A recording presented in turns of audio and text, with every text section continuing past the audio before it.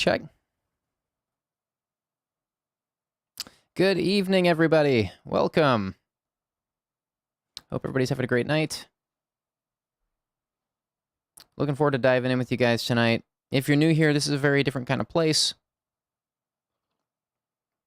Seems like we have a pretty loyal crowd here at this point, but there's always newcomers here that are surprised by what we're doing, so I always give a spiel at the beginning.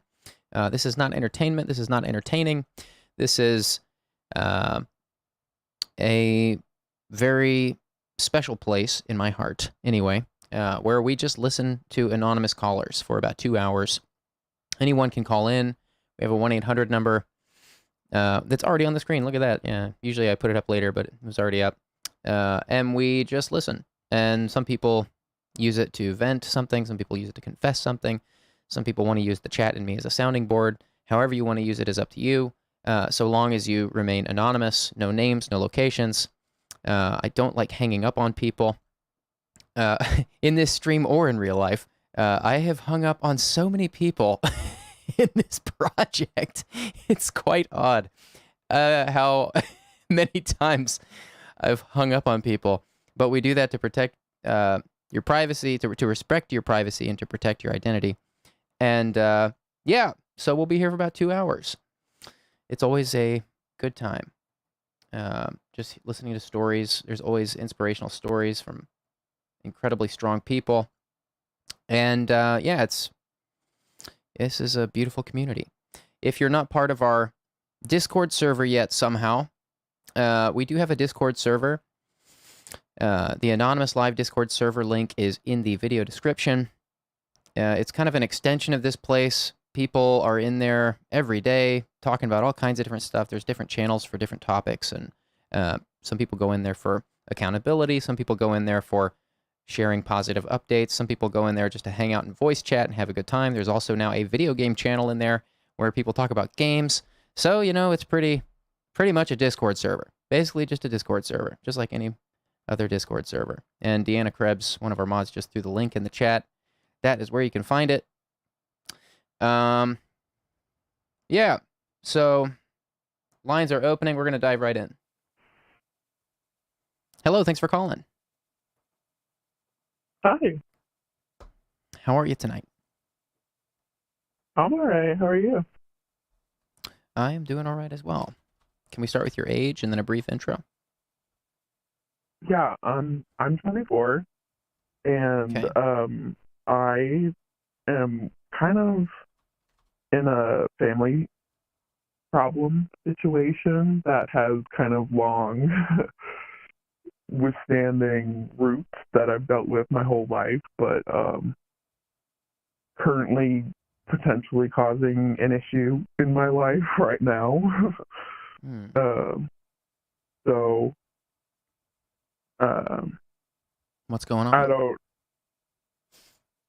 Well, it it requires some backstory. I can try and keep it like a little bit snappy. If I kind of start to linger on things a little too long, you can be like, "Hey, move along." But no problem. I was, trigger warning for anyone who, I don't know if that's rebuilt into this stream, but trigger warning: sexual assault, child on child sexual assault. I was molested for a period of time by a cousin who was 7 years older than me when I was, it's hard to say because things are fuzzy, but about 4 to 7. But that happened. He also abused and molested for a period of time my cousin who was a year younger than me. Sounds like for a little bit longer, maybe till he was about 15. I'm not totally sure. Her family found out through her, took him to court. He never admitted anything. I never came forward. I have a long explanation as to why and what my thought processes were at the time. I was about 10, by the way, when it went to court. But I never said anything. I feel tremendous guilt over it to this day, but So no one in my family knows for sure. It was a he said, she said. He denied everything. In hindsight, I understand maybe a little bit why they were trying to try him as an adult when he was 17. They were afraid of the consequences because he also does happen to be a black man. So in that context, looking back now as a 24-year-old woman, I understand. But I never came forward. So skip a few years till, I'm in my 20s. My brother and I are actually right now very close to his brother. He always questions me.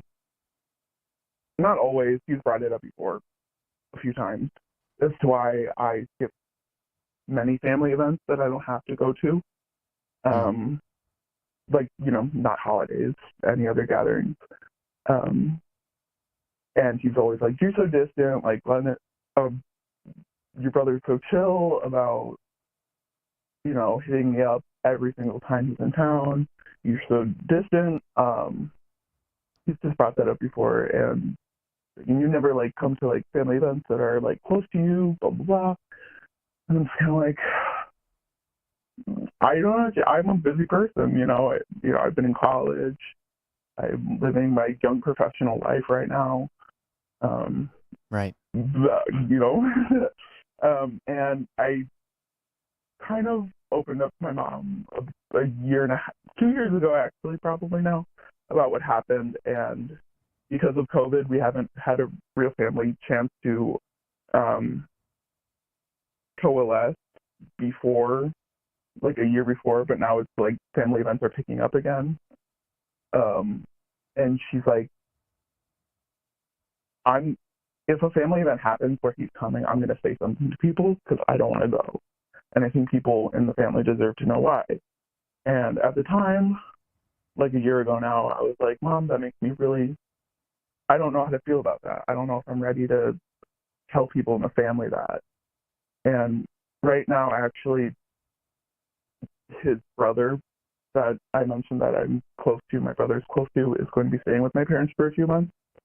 He relocated because of a job, and he can't move into his place yet that he's looking at. So my mom, the other day, I hadn't thought about it really in a year, her saying that she wanted to tell people, and I'm very close with my mom. She's honestly probably, the person I'm closest to in the world.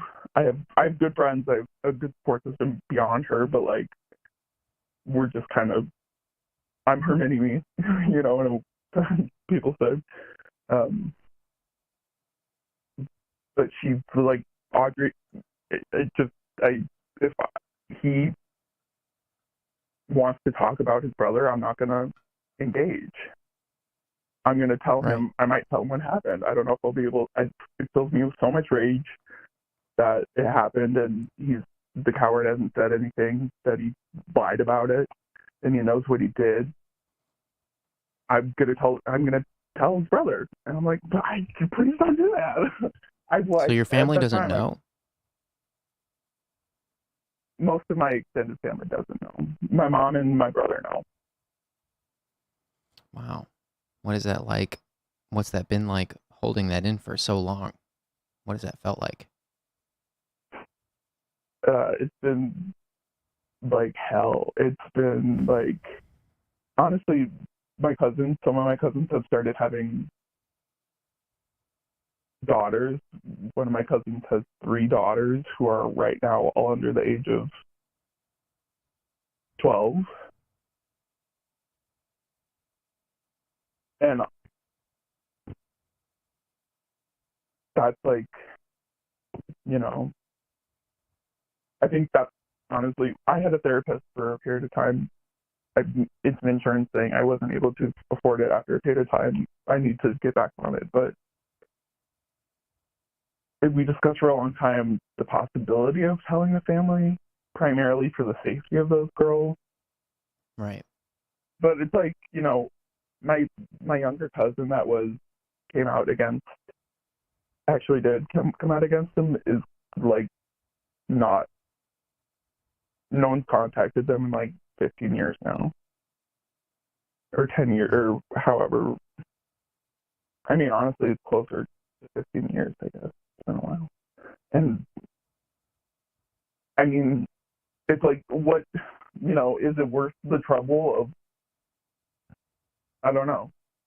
I mean, there has been studies that show that men, kids, teens who commit child and child sexual assault don't grow into, threats to kids as they're, as adults. But I don't know. I have no idea. Is it worth ruining my relationship with my cousin that I do, he's like one of my brother's like only friends in the world, Right. It's just like, and the fact that I have no idea, and it's so scary that, and my mom, who wants the best for me and has, is able to feel her own feelings about this situation, Mm-hmm.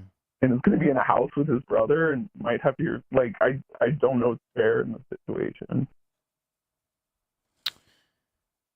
Is your cousin still hurting people? I have no idea. Probably. Who knows? Really and truly, all the information I have is that I know when he was probably around 11 to 15 to 16, who knows, he was touching 2 little girls for a period of time. Right. I honestly have no idea what that says of him as an adult. I have no idea what the implications of that are. And that's kind of something that eats away at me. Is he still a threat? I don't know. Right. Well, he did have to register as a sex offender for a period of time, but interesting. So he's still registered as a sex offender? He's still, I'm guessing? Nope, not anymore. Not anymore. He doesn't have to. I think it was for a set period of time. I believe he was 17 at the time. Yeah, that's tough. I mean, he's really close with your brother. Your brother doesn't know what the deal is, doesn't know the history, doesn't know the things your cousin did, and you don't know if your cousin is still out there hurting people. So I feel your conundrum. I wish I knew what the answer was for you. I can't fix your problems. Happy to listen and let you process out loud, and maybe, I'll highlight some things from the chat as we keep talking. But that's a really tough spot to be in. I mean, I will say, you deserve to say what happened. You deserve to share your story. Your story shouldn't be cooped up, nobody's story should be cooped up inside of themselves. That's not fair to anyone. So I'm not just saying this to you. I'm saying, like, this is why people write autobiographies, and things like that. This is why people write.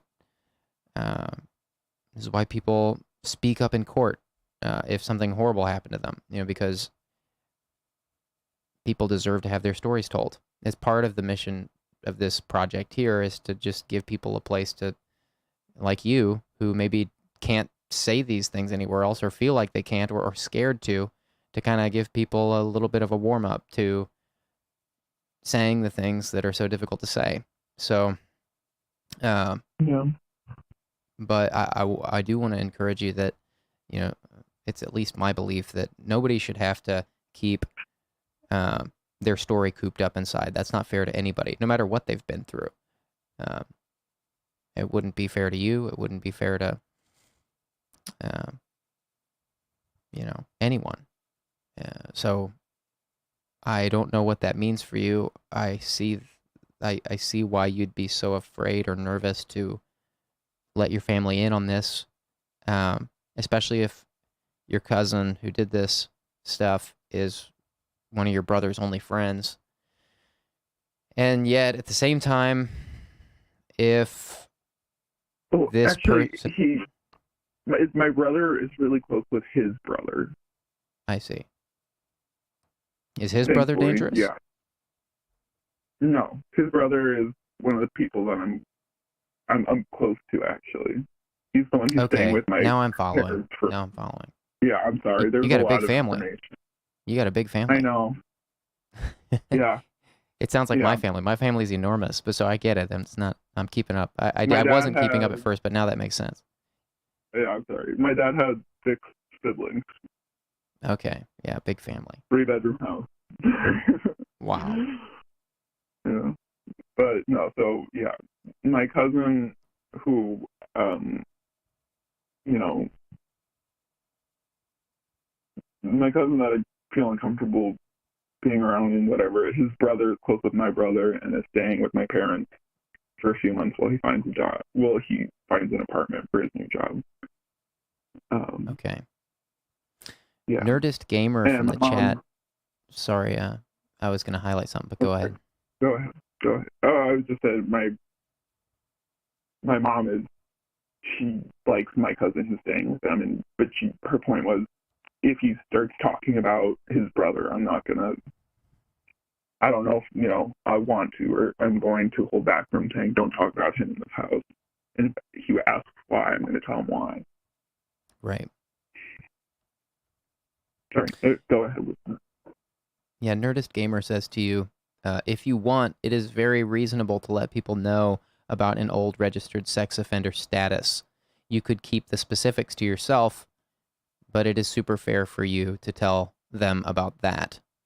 And there are some people in the chat agreeing with that. I also agree with that. That seems like a really easy thing to dip your toe in the waters with. If you needed to, if you felt like, I imagine this story is just like, it's got to be just like bursting out of you. Like you've been holding it in for so long. You said it's felt like hell holding it in for so long. I believe you. Like it must feel like hell to hold something like that in for so long, especially with a family member that you see and that others in your family are tight with this person, I assume. So it must be be a horrible feeling to walk around knowing this thing that happened and watch everybody being like, oh, like, yeah, so and so great, and Yeah. and I'm also not like yeah, I'm not trying to I'm also not trying to disparage your family, even though your cousin did this horrible thing to you. I'm sure your cousin has, like, I'm sure there's a reason people like him in your family. I'm sure he has qualities that are good people do nasty things sometimes. So I'm sure he's not like all completely from hell. I don't know if that's I'm trying to be generous. Maybe I also don't want to invalidate your feelings, but I'm saying like that. That's what it sounds like to me, is that this person is considered by your family to be a good person, and people don't know what he did to you, and I'm trying to empathize with that. So I hope that's coming across. Yeah. No. Honestly, believe me, I've thought about this, especially with therapy. I've thought about this every which way. Honestly, one of the biggest steps in I feel like my time in therapy was when I realized, like, this sounds goofy, but like, because it happened when I was so young, and then I didn't see him through the years that he was registered as a sex offender when I was a teen, because that was illegal.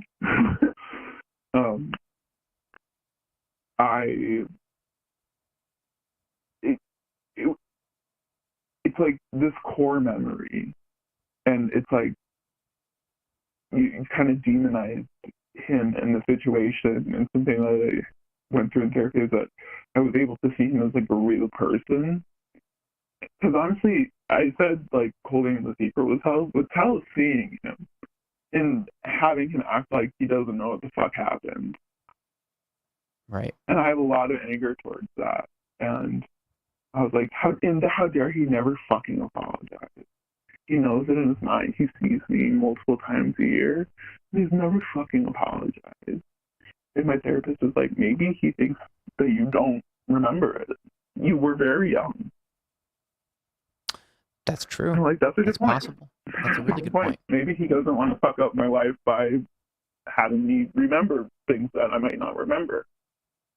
Yeah, maybe to that point he regrets a lot of stuff. Maybe he's grown out of that. Maybe he's grown past it. It sounds like we don't know. Yeah. That's the thing. I have no idea. I don't know if he's a danger. He might have grown past it and is trying to heal himself. I don't, from knowing that he did a fucking shitty thing to do. I don't know. That was a perspective that I was forced to reckon with that I hadn't for years and years and years. Because, I have a lot of anger. You have a lot of anger. And you want to, just that the ways it fucks up your life and, what it took from you, how it made you feel about yourself. Right. And you want to put it at someone, and of course it's the person who fucking did it to you, but,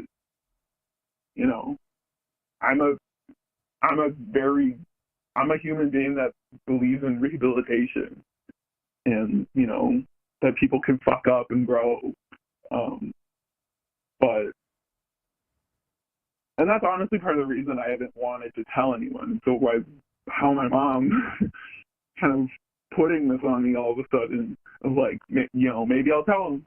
I'm like, hey, I don't know, maybe perhaps, I don't know, not now. Does it feel like there's a part of you that is held back in life by keeping this story to yourself?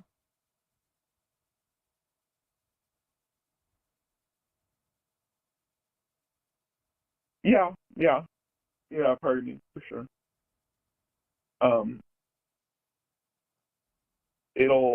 What part of you? Honestly, what would be different?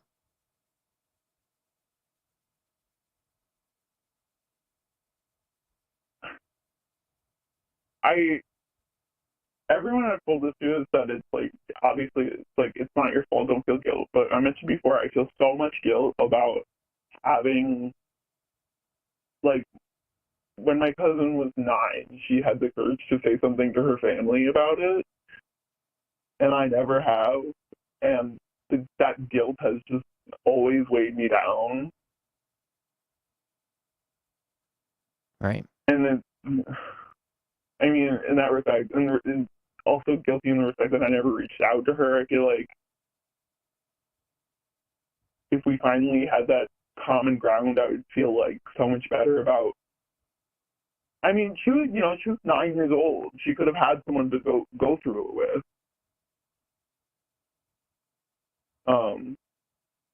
Then instead, she was thrown into like a legal situation.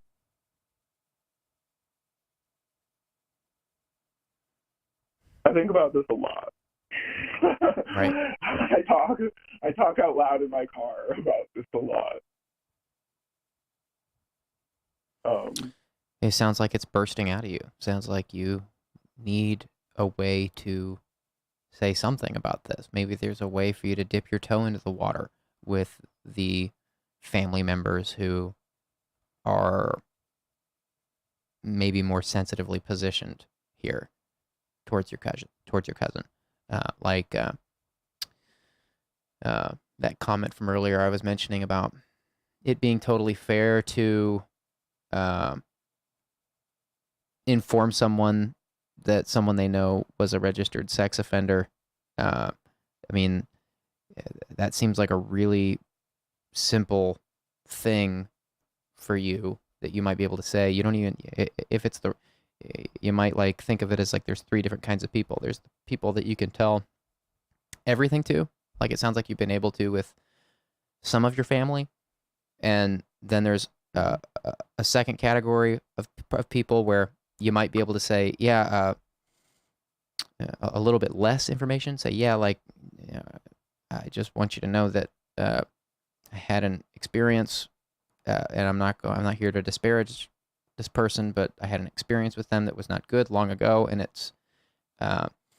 and you should know they're a registered sex offender, or something like that. Like something really baseline, like where you don't go into detail on what happened to you, but you can say like something happened, and they are a registered sex offender. And then maybe there's a third category of person where you totally leave out the fact that anything happened to you.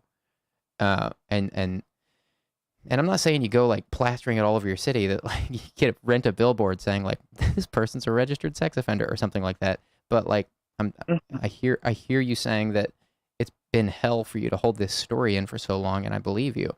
And I can only imagine. So I'm saying that if it helps to tell some people some things, maybe there's like 3 different categories for people who might benefit from knowing certain details of that story, and maybe not everybody needs to know all of it, or something like that. Yeah. Yeah, for sure.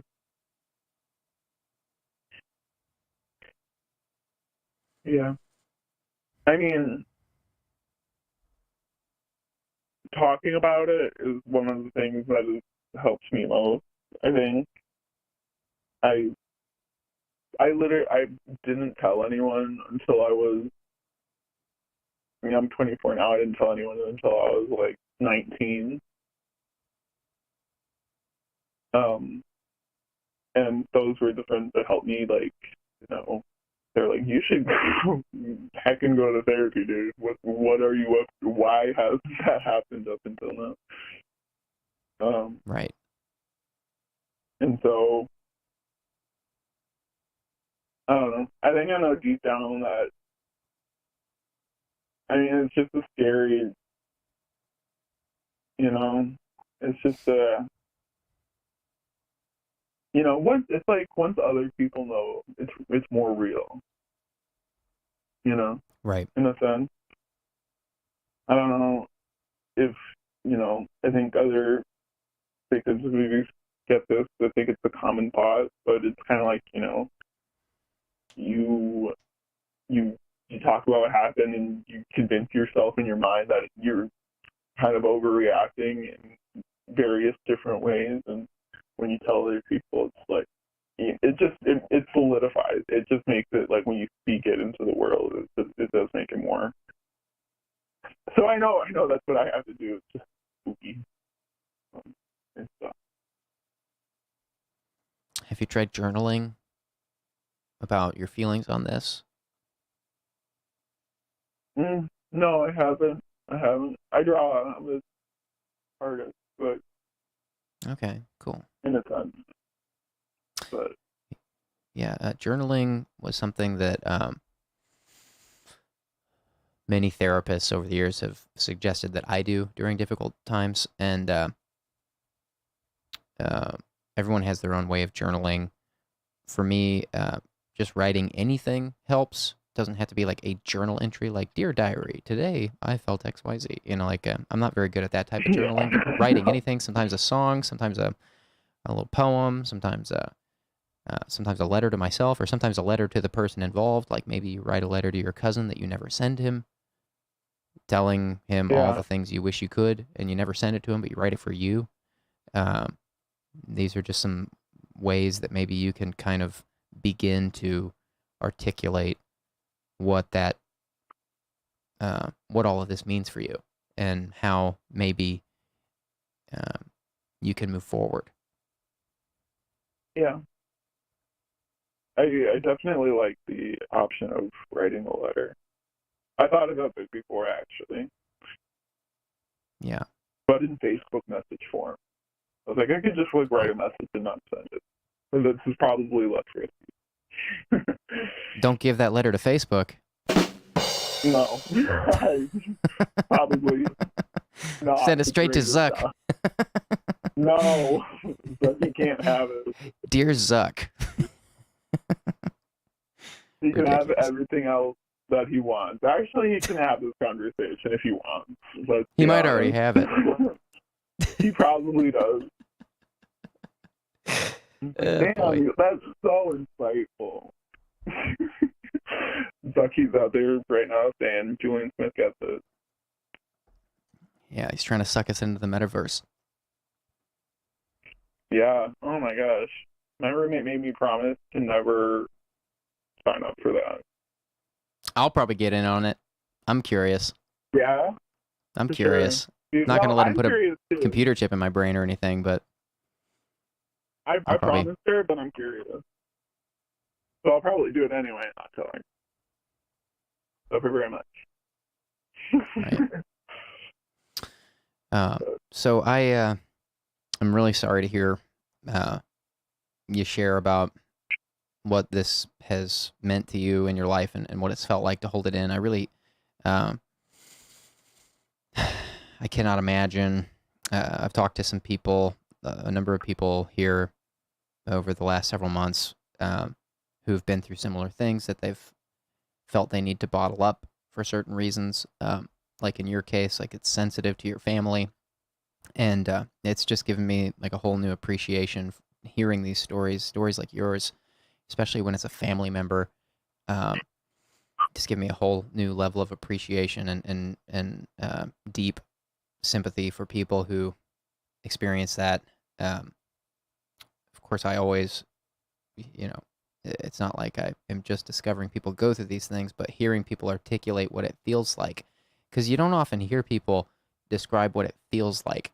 You hear people talk about things that happened in courtrooms. You hear people talk about, accusations and stuff, but you don't often get to hear people talk about, like, what does that feel like? Like, what was that? What is that?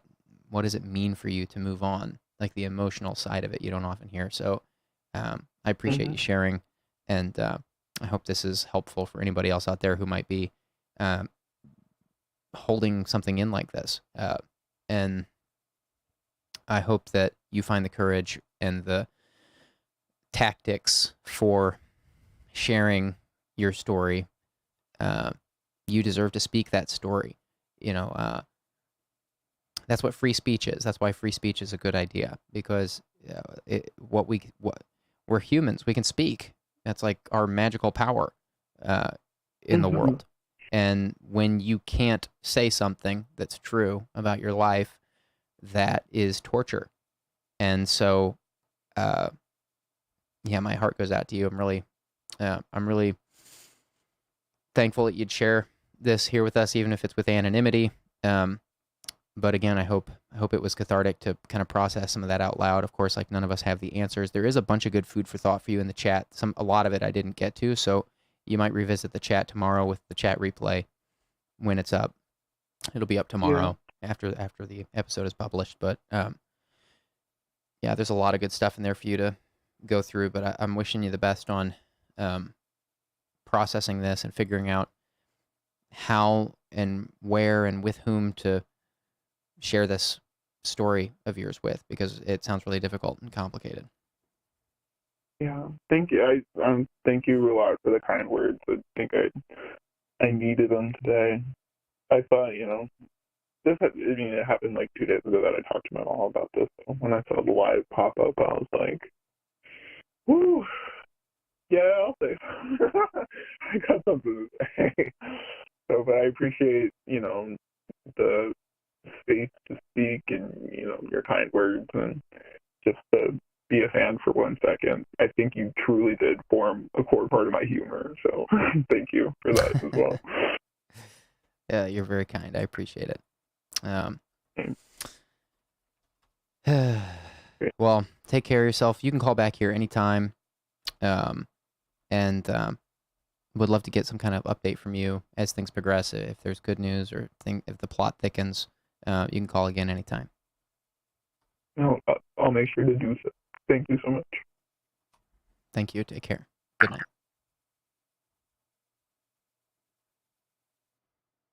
Wow.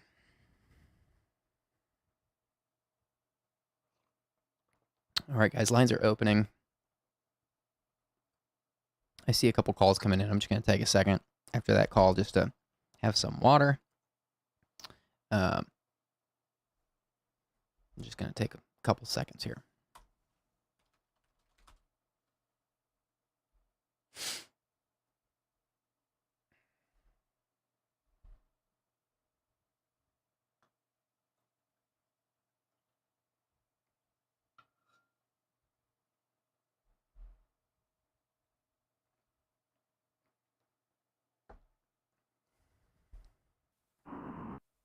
Hello, thanks for calling. Hello? Oh, that caller toasted themselves. They hung up. It's okay. They probably weren't ready. No problem. Hello, thanks for calling. Hi there. Hello. Hi. I'm going through a little thing right now. All right. Basically, the spark notes of the situation is, the girl I loved and dated for 2 years left me for my roommate and former best friend. Ouch. Yep. Former best friend. Yeah, we still live together, because we signed a lease. So yeah, that's the spark notes of it, but that's what I'm currently trying to work through on myself right now. I'm trying to live with. So you're living with your former best friend? Yes. Wow. So that's why I'm in my closet right now talking, so he doesn't hear me through the walls. What's that? What? Wow. What is that?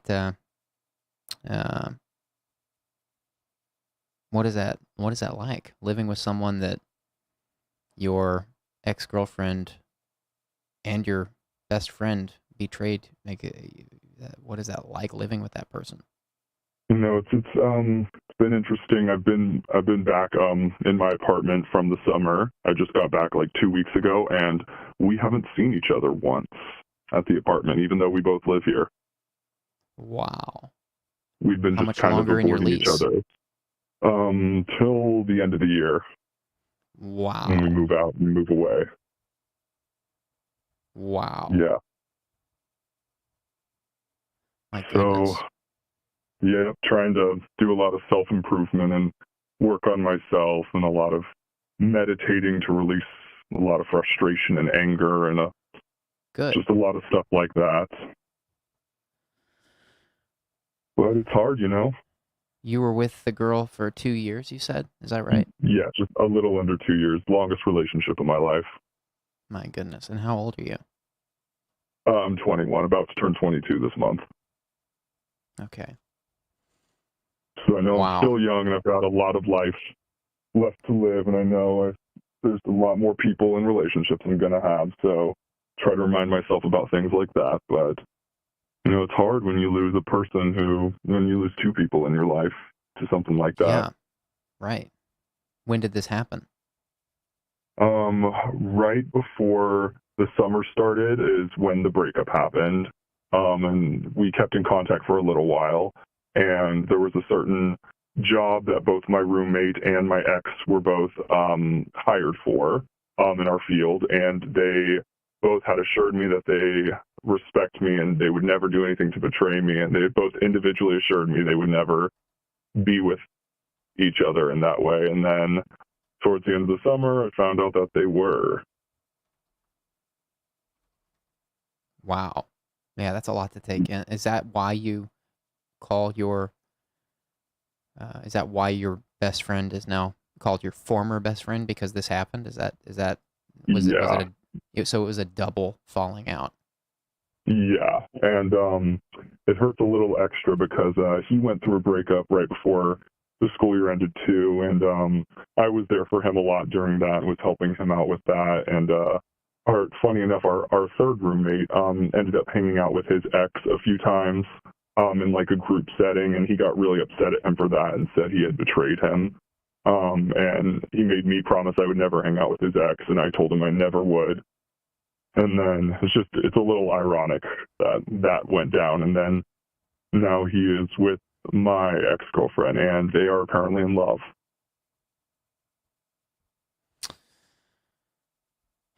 Well, how are you faring the breakup? Like everything, some days are harder than others. Sometimes I'm really upset about the whole situation. Other days I've moved on a little bit, but it's hard when you're with a person for that long of a time. Since the breakup, I've been with one or two other people in a casual way, but nothing serious, just a lot. You get a lot more alone time, and you realize how much alone time you really truly have when you're not in a relationship and not spending all the waking moments together, you know? Right. So trying to do a lot of stuff to fill that, staying working out a lot and just trying to do a lot of self-improvement. But I think it's strange finding that self-improvement can only go so far, it seems. I mean, I guess it's infinite, but there's times where I feel like I've meditated for the day, I've stretched, I've worked out, I've done some reading, I've done some journaling, I've done the whole 9 yards, and you're just sitting there and you're like, man, I don't even want to watch Netflix right now. Right. I'm just like I don't know what to do. And it's a strange feeling. Right. Man.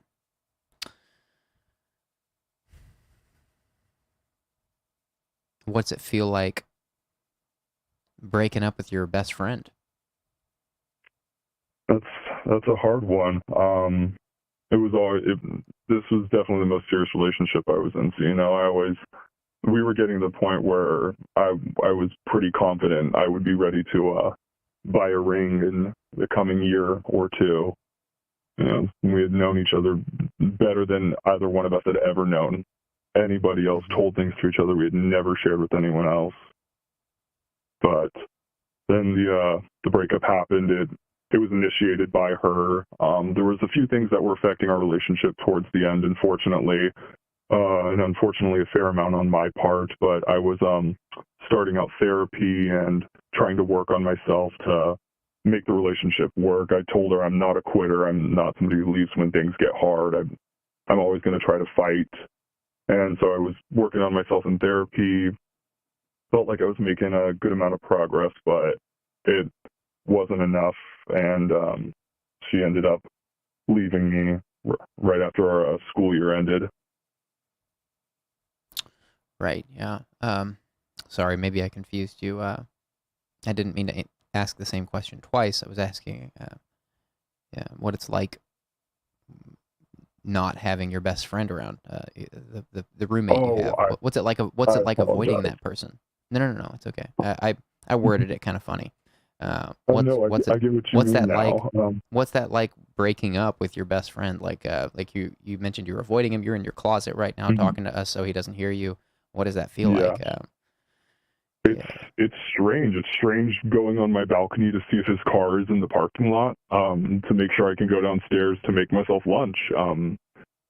It's strange opening up my door to go to the kitchen and hearing his door close moments later as he goes into his room to avoid me. It's definitely a weird feeling because we used to be really close, and like after the breakups happened to both of us, we got even closer. We were just like both two dudes going through a breakup. We're just like, all right, we're gonna bro it out, watch stuff together, have fun, and just work on ourselves. And then this betrayal happened, so it's definitely strange. I'd love to not be in my closet, but it's still an ongoing situation. I still have to see them together a lot. We're all in the same major, and so I have classes with both of them. Goodness. So I've seen them together. I see them a lot, but it's weird that I haven't seen him at the apartment yet. That's how far we're going to avoid each other. I think both of us are kind of doing the classic man's approach to a situation, which is ignoring the problem and just avoiding it. Nerdist Gamer said earlier, he's avoiding you. He's a traitor, and he outright knows it. But I get that you're doing. You don't want to see him either. I'm sure that's hard and weird.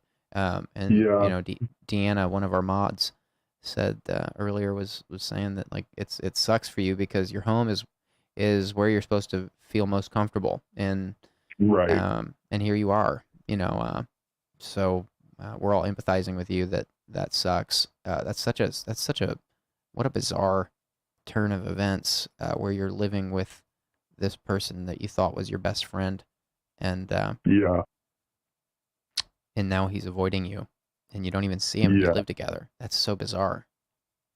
And the thing that hits a little extra hard is he went through a really, really, really bad breakup where he was not mentally well, and we ended up having to have like police over at our apartment, and I had to take him to the hospital because of how bad his breakup was. And like he went through the like worst time of his life with his breakup, and I was there for him through all of it, helping him, convincing him to go to therapy, helping him work on himself, and he was doing a lot better and talking to the right people. And he was very much of the opinion, as were his parents and his therapist and everybody, was like, you do not need to be in a relationship right now. Take the time to work on yourself, which is, I really thought he was going to do. Same thing with my ex. That's another reason why she wanted to break up. She said she didn't, and essentially didn't feel like she knew herself very well because she was always going from relationship to relationship. And so she didn't really know like who she was as like a singular individual, which I can totally understand, because you have to be a confidence in yourself. You have to be at that certain level in order to be in a healthy relationship without codependency forming. So that was something she was going to work on too. And so it just kind of felt like a slap in the face that the two people who were big on taking time off of relationships to work on themselves decided to get together. Right. Well, this is going to make you stronger on the bright side. It's going to make you a hell of a lot stronger because you are living in this. I mean, there's no. It sounds like there's really no avoiding it. You're in classes with these people. Mm-hmm. You're living with one of them, and this will make you stronger. It's going to make you very strong from what I'm hearing. And I know that's not really what you want to hear right now, because you want to hear it's going to be easier, And I don't know what the future looks like. I don't have a crystal ball, Actually, I do, but it's fresh out of batteries. But yeah, the point is, like, I can't fix your problems, I don't know what the future holds for you, but it sounds like it's absolute. There's no way this isn't going to make you stronger. It's going to make you more patient. It's going to make you more resilient. It's going to make you more buoyant, and you're gonna. It's also going to give you. It's probably going to give you a healthy level of scrutiny over future partners and future best friends. My hope for you is that it doesn't devolve into skepticism or cynicism. Right. Yeah, I'm hoping to not let too many trust issues develop from this. I'm hoping to move on from this situation at some point and not let it be something that drives my future opinions of people and partners, or something that causes distrust or anxieties in future relationships. I'd love to just move on from it in its entirety one day and just be a thing that happened to me that I grew from. Right. But it's hard. It's hard when you're in the thick of it and you literally live with it. Yeah, you are living with it. You are living with it. So you mentioned you're meditating. That's good. You're meditating. What else helps? Yeah, I'm doing daily meditations every morning. I'm working on my diet, keeping myself in good shape. I'm stretching every day, working on just my mobility, and just because I think that's another important thing. I'm definitely diving further into my career stuff. I'm submitting for a lot of things for when I graduate, or if I book an important job or a big enough job before I graduate. So I'm definitely diving into a lot of that, just kind of throwing myself into the future and setting myself up for success in the future in all areas, both mentally, physically, and career-wise. I'm just trying to set myself up there so that way I don't spend too much time wallowing in this situation that's occurring to me, because I know myself and I tend to wallow and to complain and to let myself fall down and beat myself up a little bit. So I'm just really trying to not let myself get beat up for this one, because at least I don't think this one's my fault. I've been in a lot of situations that are my fault before, but I don't think this one's entirely mine. So I'm also going to therapy, which is super important and very helpful. Yeah, right. Easy Cheesy, one of our mods, says to you, you have a lot to be proud of, caller. You're dedicated, motivated, and taking care of yourself. That's important. And remember to give yourself permission to rest. Rest is part of the work. I think that's right. Yeah. That's a hard one, because when you rest, your mind travels. When you're when you're busy and you're working on stuff, your mind is busy. So, and sometimes you have dreams you don't like. Oh yeah, tell me about it. Yeah. LC says to you, keeping yourself busy is good. I also hope you'll consider making space for therapy and or reflection, which it sounds like you are doing the therapy. Not trying to be too forward. I just so feel for you and want you to get well and not burn out. Yeah, 100%. Yeah, I probably need to get back into journaling. I had been doing it a little bit. I was doing more of the journaling where I was drafting imaginary texts that I want to send to both of them. That's just like confessing a lot of my feelings. I was doing a lot of that, just text that will never see the light of day, just to like kind of get a lot of frustration and anger and emotions out from just bouncing around in my head, and more into like a digital spot where I could then like release them into a note and then delete the note afterwards. Some of them I've kept, some of them I've deleted, but it feels a lot better than just letting all those thoughts bounce around up in your head, because then you dwell on them and you come back to them and visit them and you spiral them in the same way that you've done a bunch of times. So I'm working on releasing a lot of that anger. Great. Yeah. So what I hear you saying when you say that is that you feel you're still dealing with the heartbreak, because anger isn't anger. Anger is sadness. So it sounds like you're still getting over the loss. Yeah, it's hard losing not just a partner, but somebody you really put all your trust into. And of course, my phone is still filled with all the photos of us. And so I keep getting reminded of those all the time. And I keep finding more and more things in my room that are hers or that she gave to me, or there's just always little reminders, and it's sad. And then the sadness turns to anger when I think about how she's treated me post breakup. After the breakup, telling me how she always wanted to be in my life and stay friends and always wanted to know what was going on with me, but then making the choice to do this. So it's a very big back and forth of being sad and missing somebody, but also recognizing that they didn't treat you in a great way. And so it's hard to let yourself feel sad and mourn the relationship and get over it when there's so much tension around the whole thing.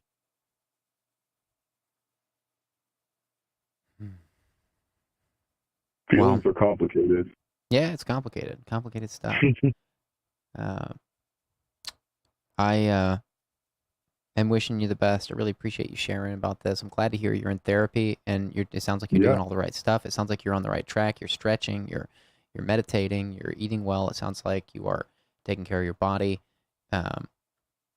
And I'm really proud to hear of how you're handling this. I mean, it sounds like you're doing it really well. I can't imagine what that would feel like, living with this person in that situation. And you're very courageous. You're very strong. I can hear it in your voice, and wishing you the best on navigating all this. I'm sure I'm in agreement with the chat that we're all very much looking forward to some kind of update from you once you move out of this place and once you're in a better living environment away from this person that betrayed you. I know that seems like forever away, but like it's already September, like it'll be end of the year before we know it. So if you can hang in there for a few more months, I'm hoping for bigger, better, brighter things for you at the beginning of next year. Thank you. I really appreciate you giving me the space to share. I got home and I saw this live stream, and I'd never seen. I hadn't seen an upload from you in a while, and I was like, oh, let's click and see what this was. And I was like, wow, this is a really great thing. I feel like I have a story that might be worth sharing in a space like this. So I really appreciate all this work that you're doing. I think it's really great. I'm glad you shared. Yeah, we do these twice a week. So Yeah, if you ever awesome. need to call again or want to share something else or an update, you call again anytime. Yeah, I absolutely will. I appreciate it. Well, get out of that closet. Go do some good for your body. I hope you don't live in the closet. I will not. I'm like picturing you doing all your stretching and stuff in the closet. I'm like, that's not a lot of space to stretch out. Okay, it's actually, I'm in quite a nice apartment for a college apartment, so it's a very spacious closet. Okay, great. But I will get out of it as soon as I can. Great. All right. Well, take care of yourself, and like I said, call again anytime. Best wishes. Thank you. You too. Have a good night. Good night. You too. Good night. Wow. Never ceases to amaze me how many unique stories there are out there. Everybody's going through something, aren't they? Pretty wild. All right. Let's dive right back in. Hello. Thanks for calling. Hello, this is Julian. Yes. Hello. Thanks for calling. Yeah, what's up, man? How are you doing tonight? I am all right. How are you? I'm great, man. Thank you for asking. Julian, I just wanted to preface this with, I've been a big fan of you since I was actually a child, man. I really want to thank you for everything you've done for me. I know we don't know each other, but you had like a instrumental part of, my childhood and me growing up. I used to have a Mr. Tim t-shirt, man. That was the first t-shirt I ordered online. So, I've been a fan of your content and your work for quite some time. I appreciate that. Those Mr. Tim shirts, yeah, that's pretty old. Yeah, you've been around a while. Yeah, man. I appreciate it. Can we start with your age and a brief intro? Oh, yeah, absolutely. I live in LA. I'm 21 years old. I know that you are toast. I hate toasting people, my goodness. You wouldn't believe it. From episode 1, everybody was toast in episode 1. We should just call episode 1 Toast. I'm actually going to probably rename that entire title Toast, because I think maybe there was 2 conversations, and it was like 3 hours long. I was just hanging up on everybody. My friend, I toasted you. I really hate to do that because you were very kind and you had a lot of kind words, but this isn't about me. And you didn't. It didn't seem you understood the anonymity rule here. So you got toasted. No names, no locations. If you call again, if you have something that you need to talk about or share, want to share, you can call again. Just no names, no locations. So yeah, and I'll take this other opportunity to say, like, when you call in, the phone menu actually prompts you to hit 1 if it's your first time calling, so that you can be prepared for what to expect and all that. So highly encourage everybody to do that, because I hate toasting people. It sounds fun because, yeah, who doesn't like the sound of a toaster? I've never felt bad when I hear that sound. It's always like, yeah, there's either something to eat or like it's a great sound, but I hate hearing it here. Okay, we're gonna dive right back in. Oh, I missed the calls. I had to give my spiel on toast. Missed them all.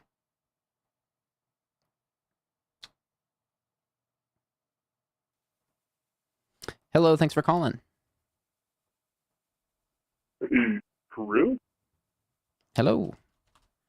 Hey, can we start with your age and a brief intro? I can hear you. Okay. Sorry, having a little bit of audio issues with my setup, but Can you hear me? can you hear me? Yeah, I can hear you. Can you hear me? Yes, I can hear you. Great. So my Can we start with your age? Situation, I'm 27. Okay. That's as personal as we'll get. We do that for people listening who might be able to glean from what you're saying. So, All what right. prompted So, you to call? for my entire adult life, I have been an alcoholic and a multiple drug abuser. I was sexually abused as a child as well, but I've kind of buried that so deep it doesn't really matter anymore. I mean, of course, that's incredibly insensitive, but that's kind of the truth for me right now.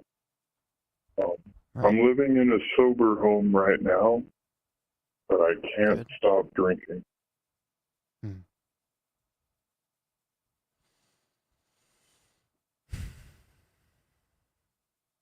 How much are you drinking? It's been about 6 to 8 drinks, like once a week for the last 2 months. But lately, I've come down with COVID again, like legitimately full on sick. I don't care about politics, like I'm sick as fuck. But I've been drinking hard for the last week and a half because I have COVID and they're not testing me right now because they have COVID, you know? Right. So 6 to 8 drinks once a week was before the COVID. That's what I've been, yeah, before COVID. But, I mean, since I've had it, and, like, I've legit.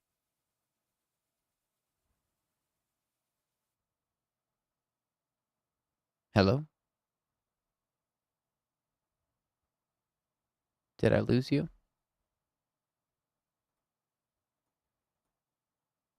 Seems like I lost the caller. Let's see if I can find who I last connected with. I'm going to try. I hope this is the right number. I'm pretty sure it is.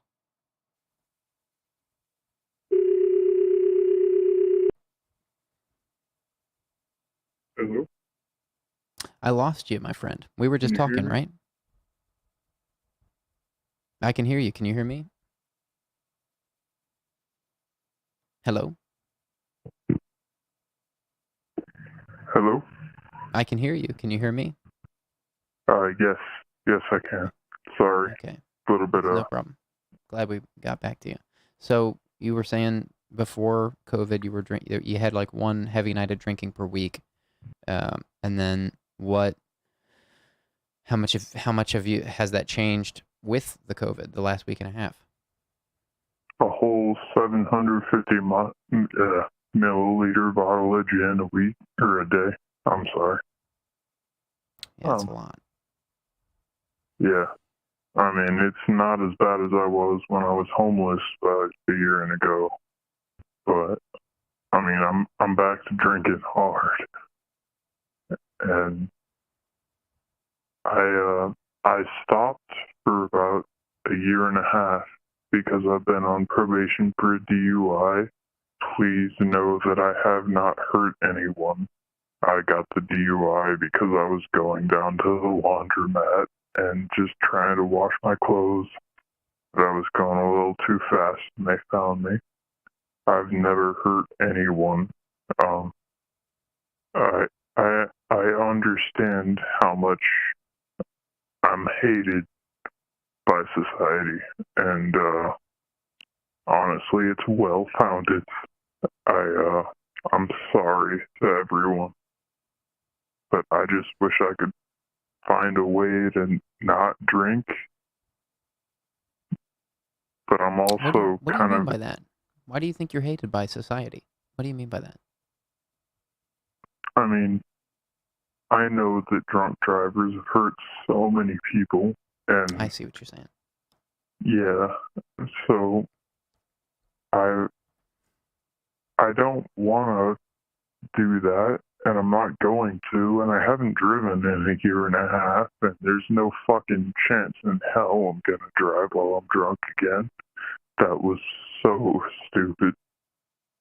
But I just want to find a way to not do this while I'm here. I mean, I can't lie. I'm in a good setup. Like, I mean, I'm not gonna say how much it is a month. It's very affordable a month, and I have a room, and I'm friends with so many people here. Like, I'm in a good place, but I can't stop. And even though I've been here a while, I haven't stopped weekly, and I'm still drinking, daily now. I'm sorry if I'm talking too quietly, but this is what I got right now. I mean, this shit hurts. I can hear you. There's no problem. I'm talking pretty quiet too. So how do you feel drinking that much? I don't feel good, but the truth is I don't feel bad either anymore. I mean, I've been drinking. Of course I don't feel bad, but I really feel bad about it. Right. What do you think drives you to drink? I mean, I've been depressed and had suicidal ideations by the hour since I was 12.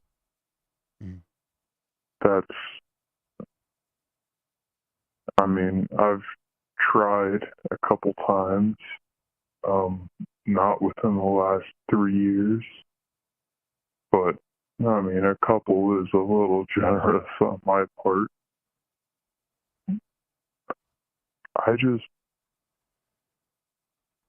I feel bad and I hate myself, and I have for years, and it's not like drinking helps, but it helps for a couple hours, and if I time it right, it helps until I wake up.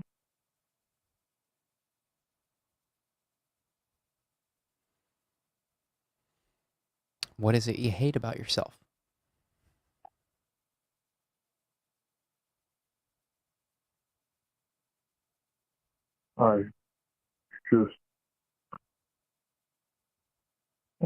That's a good question, man. I hate that I haven't accomplished anything.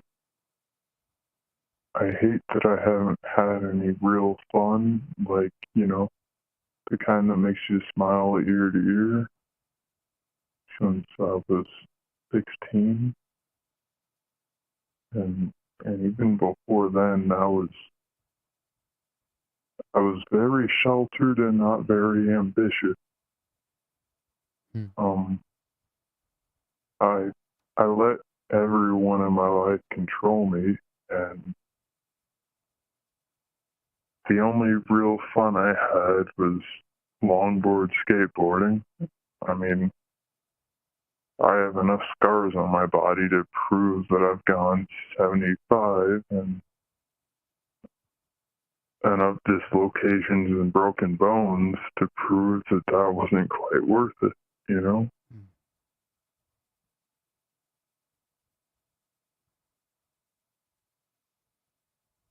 But you had fun doing it? I did. I still have literally 4 boards in my room right now that I'm When too was the last scared time to you got ride on them one of them? hard. Yeah. I ride them around town, but I haven't gone fast in a long time.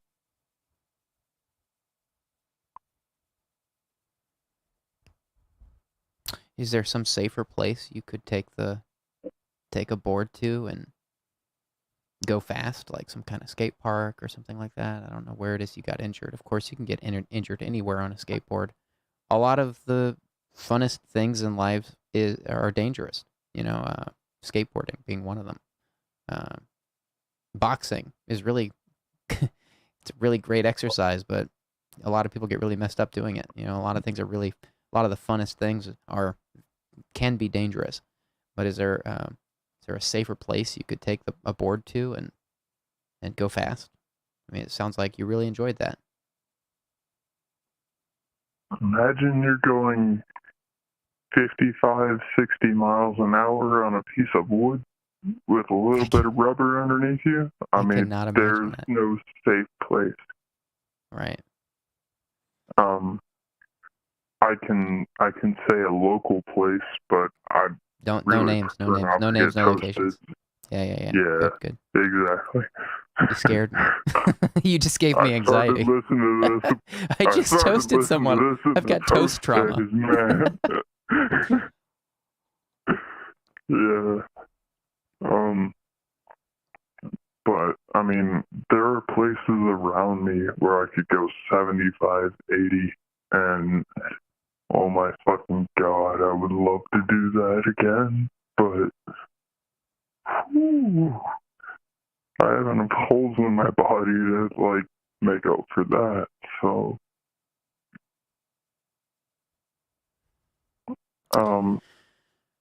I mean, I really like going fast, and I'm looking to get a motorcycle, but because of the DUI, I'm gonna be on an interlock.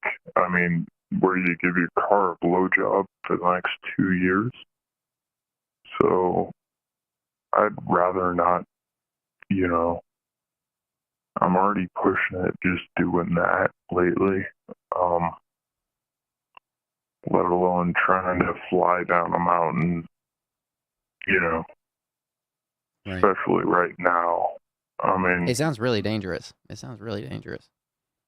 yeah, exactly. Like, every time I go out, it's closer to a suicide attempt than it is a great day. What do you like to do that's not dangerous? I mean, I like playing video games, but I don't have too many friends. Like, I play Ride 4, and there aren't very many other people that play that. I like playing Elden Ring, but it's not a super social game. Right.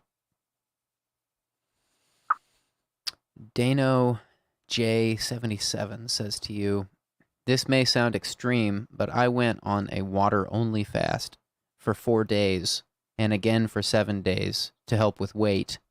But doing this forced me to quit caffeine and alcohol both times. It gave me the willpower.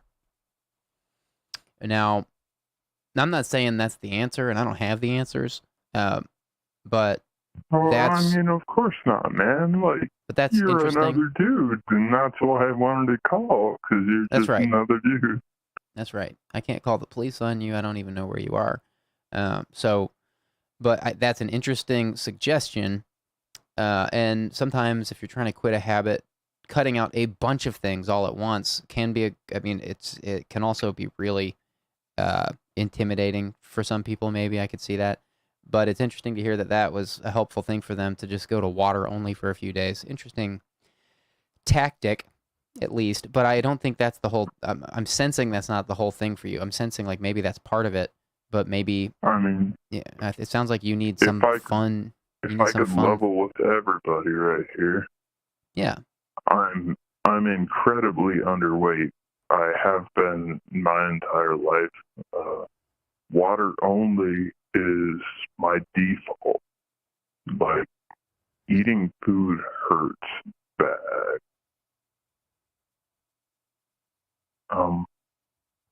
I appreciate the advice, but like, I've been very underweight my entire life. Water is my favorite drink, and I can go for days on just water.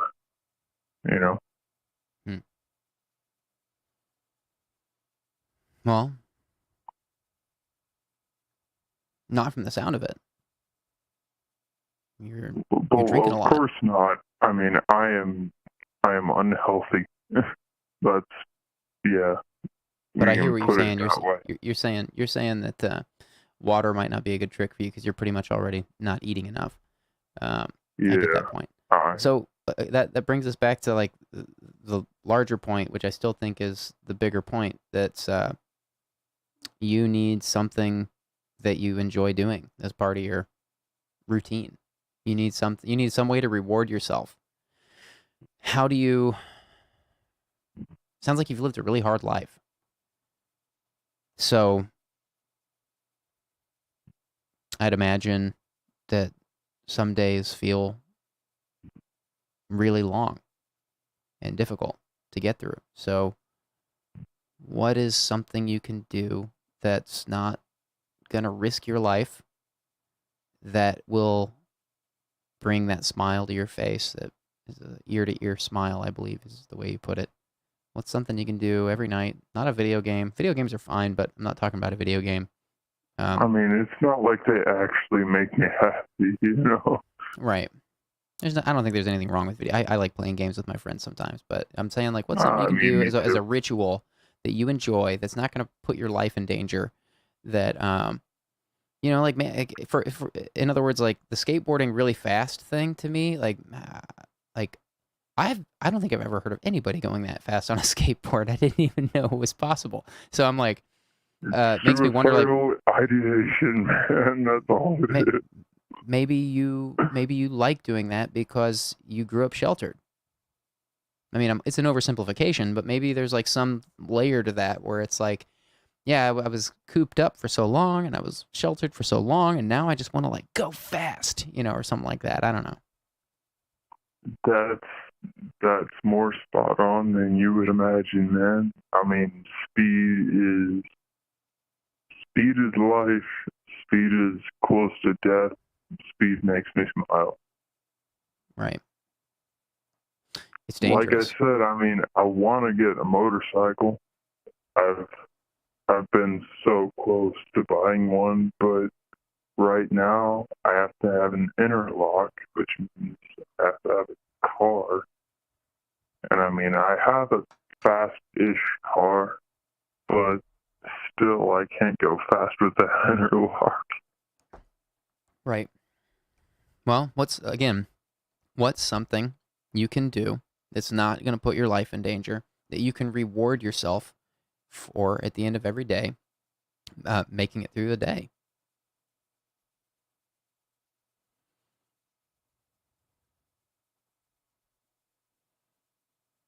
I mean, winter is coming. I can snowboard. I like snowboarding. Yeah, that's good. You also could skateboard, but just not go 80. What are you trying to travel time? You trying to go back in time? Doc Brown. I mean, when I'm tucked down 2.5 feet, like from the floor, and I'm going 80, that feels more amazing than anything. Right. I mean, I've tried to date since I've been on probation, and it's been hard. And I mean, one time I thought it was going to succeed. I mean, it's been toxic, but at least that made me smile every day for 4 months. I mean, should I be trying to find someone? I mean, that's a direct question. I'm sorry. Like, yeah, I don't know. Direct question can't. I mean, if you're it's not overly direct. I'm just saying, like, I don't. That's up to you. Like, do you want to date someone? Like that's an idea. If you're lonely, maybe a partner would be a good idea. Yeah, I mean, maybe. Like I said at the very, very start, I mean, before I even really cut into my shit, I mean, yes, I was sexually abused as a child, and right. like that hurts And I mean, I'm sure for years it's still gonna hurt, Right. but yeah, I mean, I don't know what I mean. I'm sorry, man. No need to be sorry. Aiden Yelsma from the chat says they want to know if you've tried finding a dish you like to make for yourself. I Cooking. spent 2 years in culinary school. I know so many dishes, like, but food hurts. I have ulcers and gastritis, and food hurts. What do you eat? That's a good question. I eat spicy food and fucking bullshit. Like, spicy hurts so bad, and I take so many Tums, like, by the fistful, that it hurts. Like, just to make it through the day. And water is my favorite food. Is it possible you're a masochist of some kind? Like, I mean, yes, but I've been squarely honest my entire time here, and that's not the kind of masochism I'm into. so you enjoy pain? You like feeling the pain? Is there something I about like feeling pain. If I hurt myself and I can limp home, I like it.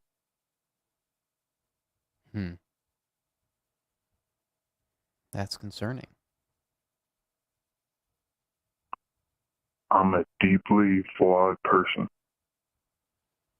I'm not saying so I'm not saying you should be ashamed of it, or I'm just concerned for you. I'm worried for you. I don't want you to hurt yourself.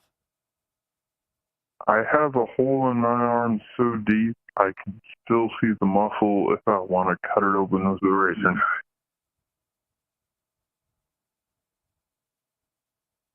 Like, I enjoy pain, and it's not a good thing because I usually hurt myself really bad if I want to feel pain again.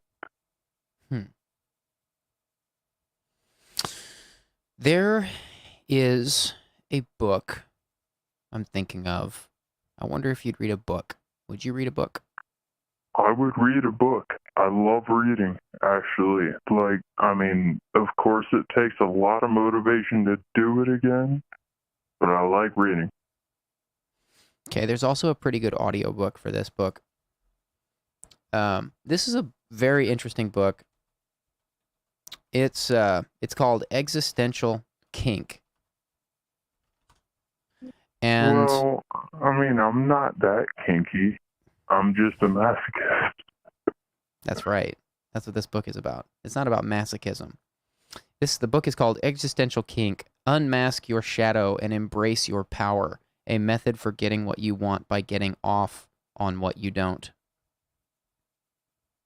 It's a really interesting book. It's kind of a synthesis of the work of Nietzsche and Freud and Carl Jung and a couple of other philosophers and psychologists who are really famous for their work. So, but this is written by Carolyn Elliott. Very interesting book. Basically, her premise is that she likens, she says in this, she claims through this synthesis of all these different psychologists that we keep ourselves in certain situations. We keep ourselves, we limit ourselves, rather. We keep ourselves in certain situations and keep ourselves from moving forward because it's comfortable and because it's all we know. And we tell ourselves we don't like it, but really deep down we kind of do. And until we realize that, we can't really break the patterns that are actually holding us back. It's a really interesting book. I've and there's read a good. that one. You read Existential Kink? Yep. Okay. What did you think about it? I mean, it made sense, but at the same time, it sounded like I was already there. Already where? Already at the end of the book. So it didn't do anything for you. That's not true. It did a lot for me, but I ended up liking a lot more pain.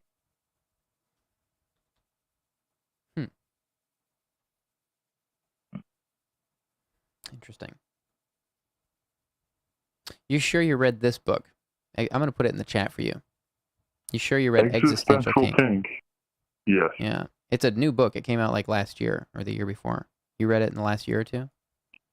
I try to read as much as I can because my therapist said I should. Right. Well, it's true. Well, my friend, I don't. Let's not say true. That's a very hard term, but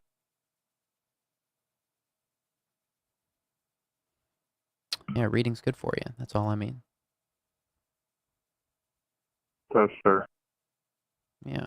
Reading is very good for everyone. What would make this a good call in your eyes? I'm not sure what it is that would be good for you to hear here, but I care about you. I'm concerned about, I mean, it sounds like you're concerned, so I'm concerned. So what would make this a good call? I mean, I don't know, but please give me like 25 seconds. Come again? I don't know what would make this a good call. I'm very drunk currently. It's not like I could stop just before I made this call, but It's okay. So do you need a second? like 25. All right, we'll wait a second for you. Thank you.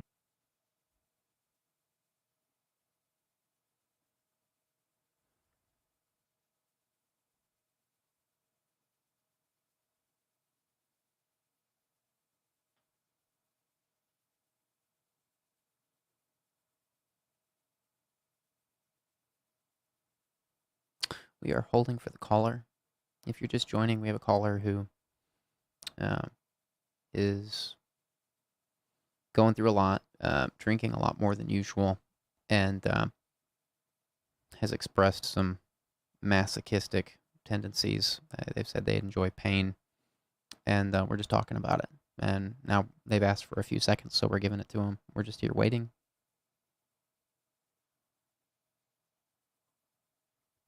Hey, I'm sorry. No problem. I have a decent sense of humor, and like honestly, what makes me smile at the end of the day is just good humor, and I don't know. I mean, I like indie music and something that's funny and sad at the same time.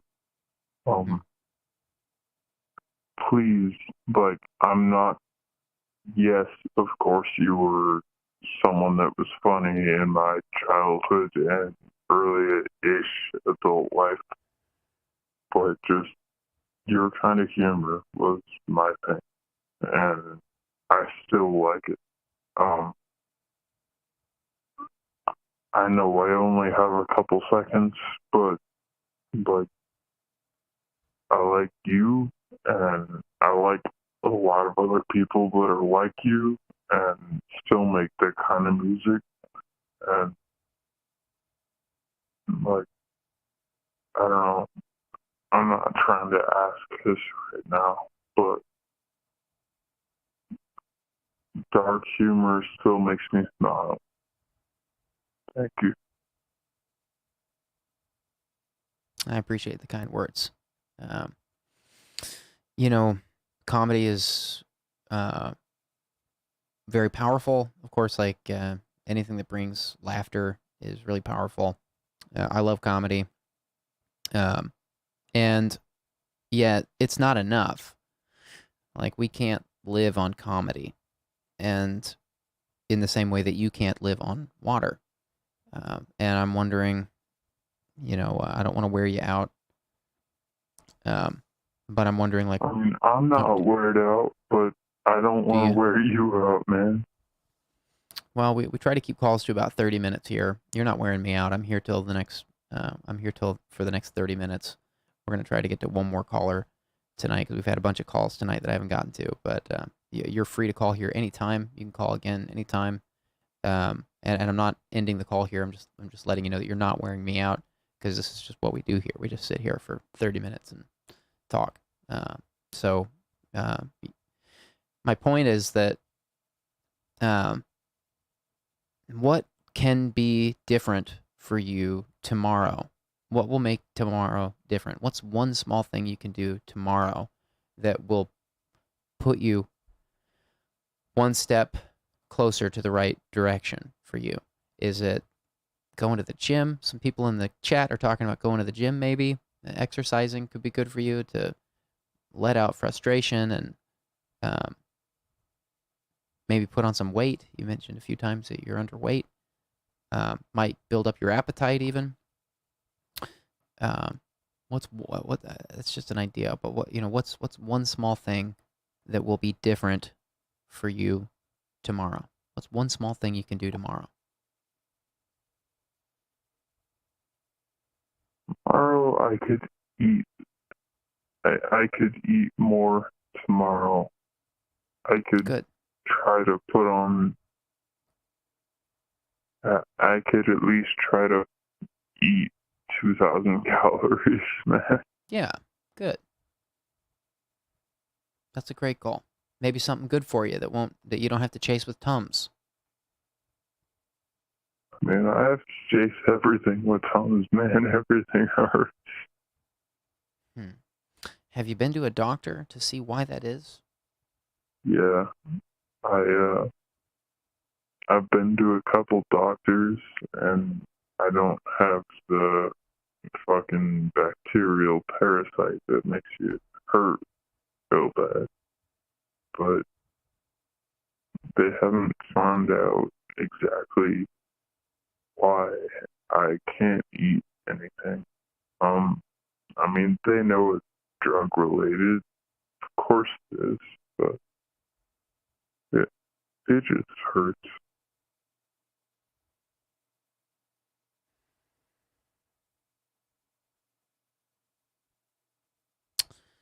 Eating some good food tomorrow is a great goal. Eating 2,000 calories tomorrow is a great goal. You are working through a lot of stuff, and I want to encourage you that you can do this. You can totally do it. You're in your 20s, and you're at the very age, at least I was, when I was working through my heaviest stuff in life, dealing with my childhood baggage and stuff. I think in my experience anyway, that's a pretty common age to be going through the thick of it. And I hear you saying you're going through the thick of it. And I want to encourage you and give you some inspiration that you can make this. You can make it through this. You are in what they call the quarter-life crisis. And you went through a lot in your childhood. I don't know what a lot of the things you went through feel like. So I can only offer you my empathy and my I can't imagine what it's like to go through the things you've been through. You've shared a lot of really personal details about your story that are difficult. And I mean, I'm not a special person, man. Like, at the end of the day, I want to be a normal dude. Thank you, Julian. Like, thank you.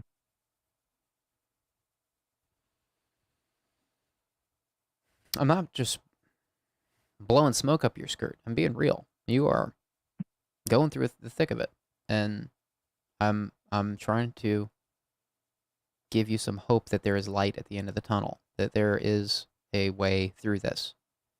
I believe that. I think that's true for anyone. And it doesn't matter if you were homeless. It doesn't matter if you're abusing alcohol.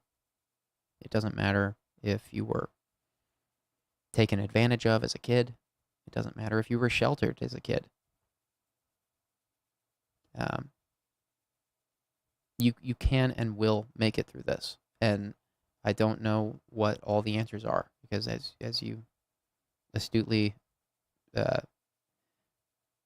observed earlier, I'm just a normal dude, just like you. I'm not an expert on any of this stuff. I'm just here listening to stories and trying to give people a place to talk.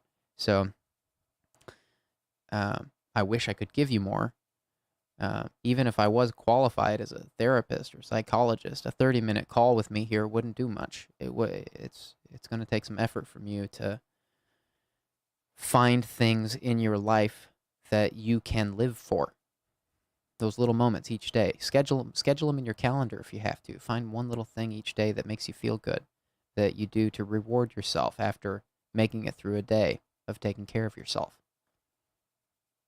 You might have to go really slow, easing back into eating some good fresh foods before your body accepts it. Maybe it sounds like it's been a long time since you've eaten well, so you might have to start slow and ease into it. But maybe there's one thing you can do. You can schedule it at the end of every day, so that you can use it as like a little carrot to dangle in front of your face to get through all these things that you need to do every day, like eating and trying not to drink and not going 80 miles an hour like a DeLorean on your skateboard. Makes me think of Back to the Future every time I picture you on a skateboard going that fast. It's like it makes me I think don't Back to leave the Future. flames on the floor, but That's right. I try sometimes. I mean, thank you. I mean, like, I've got to try over the next couple weeks, like, at least to make it through my probation and live, peacefully in my sober house. Right. So thank you. Take care of yourself. Take it easy tonight. And call again anytime. I want to hear a good update from you. Can you give us one? Can you work towards giving? Can you make it Can we set one goal here together? Can we make it a goal to call us back here in like 2 or 3 weeks with some kind of positive update? Can we make that a little goal we just set? Like, I'm going to talk to you again in 2 or 3 weeks, and there's going to be some kind of positive update. And we don't have to you don't have to promise us anything of what that's going to be, but can you promise us you'll call back in 2 or 3 weeks with some kind of positive update, some kind of change you made that was helpful? Can you spend 3 weeks trying to find something that works for you? And you don't have to fix everything, but can you? How does that sound to you? As long as you will take my call, yes. That's a good point. I could I don't know how I'd find you actually, because I can't. I don't know how I'd answer your call to guarantee it. I mean, I can But sacrifice some of my anonymity, but I do please know don't that. post me. I do know that. No, don't give away your identity. I do know. I mean, we have lots of return callers here, so even if it's not like 3 weeks from today, I'm sure we'll. I mean, it's not like we're the Howard Stern show or something. It's not like millions of people calling in. If I'm sure we should be able to connect in 3, 4 weeks. If Something I like that. could call you tonight, I mean, I'm a first-time caller tonight, but I mean, I'm sure we could find some way to connect our stuff. I don't know quite how, and I don't want to get toasted right now. But What if do I have your permission to save your number? Can I save your number and keep an eye out for your call? How about that? Yes. Would All you like 2 letters to save it with? No. Don't give me anything. I'm just gonna put some. I'm gonna give you my own nickname that I'll definitely remember. How about that? Um, I'm gonna call let's you just Marty. say I'm gonna call I'm you. drunk. I'm gonna call you Marty McFly. All right. You are Marty McFly, going 80 on a Text skateboard. me up as Marty McFly. All right, Marty. I'm gonna talk to you in 3 weeks, and we're gonna hear some good updates. Let's make it 2. All right, I'm down. Well, as soon as you have a good update, you call us. I'm gonna have a good update, man. There you go. That's what I like to hear. Well, take care of yourself. Take it easy tonight. Get some rest and make something different tomorrow. Do one small thing differently. Get those 2,000 calories at least. And I'm looking forward to hearing from you again. I'm gonna be sick as fuck tomorrow, but at least I can hit you up in a couple of weeks. Take it easy, man. Take it easy. You're going 80 on the Autobahn on your skateboard, and you're like gonna gorge tomorrow. I'm not trying to kill you. Just eat something The tomorrow. Autobahn, man, I miss that boy. All right, man. Looking forward to a good update from you. Take it easy tonight. All right. Good Thank you, man. All right. Thank you.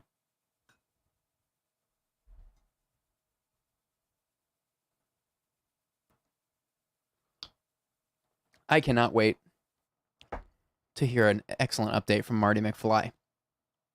And I love that there's a Marty McFly in my phone book now. Guys, I'm kind of at a loss because we got 17 minutes, less than 17 minutes left in this stream. I'm really uneasy about having a 17-minute phone call. So it just doesn't seem like enough time to have a meaningful conversation with someone. So instead, if everybody's cool with it, I'm going to wind this down here, and I will pop into Discord right away, and we will chat in Discord in the voice chat for about 15 minutes. How does that sound? I can't go longer tonight. I see that chat. I really can't. This used to be a 3-hour stream, and I used to do it 3 times a week for 3 hours. 9 hours a week I would spend live here, and I've had to. My time is so limited right now. So yeah, I'm seeing you guys don't want to do it, but come join us in the VC and Discord. Come join us in the VC and in Discord. Come chat with us. I'll be there. We'll chum it up for 15 minutes.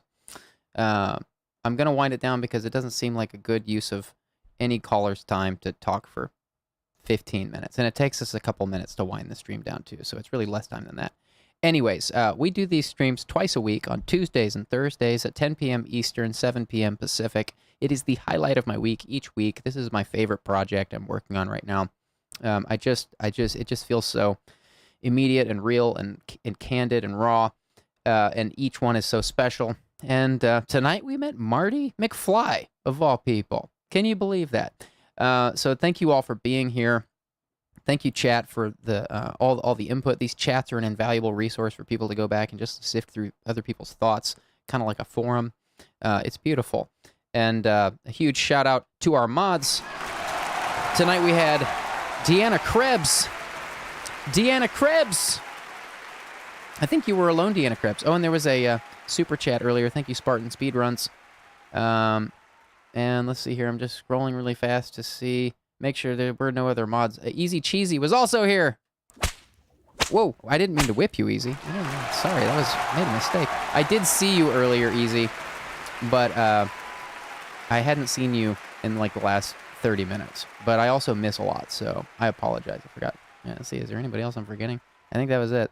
Our mods are awesome. We love our mods here. They're amazing. And the chat is amazing. The callers are amazing. And thank you guys so much for... I'm laughing at Deanna. Holy crap, Cheesy got whipped. Yeah, that was accidental. Sorry, Cheesy. I'm whipping myself now. That's me punishing myself for whipping you. All right, guys, good night. I'll see you on Tuesday at 7 p.m. Pacific, 10 p.m. Eastern. And I'm going to be in VC right now in Discord. If you're not in the Discord, get in there. I'll be in there for about 15 minutes. Come hang. It'll be a good time. Good night, everybody.